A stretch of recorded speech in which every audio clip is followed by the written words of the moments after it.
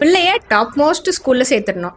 கையில இருக்க phone high எண்டா இருக்கணும். இப்படி எல்லாத்துலயும் டெக்னாலஜியா அட்வான்ஸ்டா இருக்க நம்ம பேரண்டிங்னு வந்துட்டா மட்டும் எங்க அப்பா அம்மா குழந்தைய எப்படி வளர்த்தாங்களோ அதே மாதிரி தான் நான் என் பிள்ளைய வளர்ப்பேன் அப்படின்னு சொல்லுவோம். இது நியாயமா? ஆஸ் எ பேரண்டா நீங்க என்ன எக்ஸ்பெக்ட் பண்றீங்க? குழந்தை நல்லா சாப்பிடணும், நல்லா படிக்கணும், தான் சொல்றதை கேட்கறோம். ஆனா குழந்தை என்ன எக்ஸ்பெக்ட் பண்ணுது அப்படின்னு பேரண்ட்டுக்கு தெரியுமா? குழந்தையோட எக்ஸ்பெக்டேஷன் என்னன்னா, தான் பண்ற தப்ப பேரண்ட்ஸ் அக்செப்ட் பண்ணிக்கணும், திட்டக்கூடாது, முக்கியமா பனிஷ் பண்ணக்கூடாது அப்படிங்கிறது. As per a child's neuro cognitive development, ஒரு சைல்டோட brain is programmed to make mistakes over and over again. 9 வயசுக்கு மேலே தான் தாம் பண்ண மிஸ்டேக்கை திருத்திக்கணும் அப்படின்ற ஒரு தாட்டே வரும். எப்படி நம்ம சோஷியலி அப்டேட்டடாக இருக்குமோ அதே மாதிரி பேரண்டிங்லேயும் சயின்டிஃபிக்கலி அப்டேட்டடாக இருந்தோம்னா we can create a safe space for the child to make mistakes, to grow without being punished into a beautiful adult.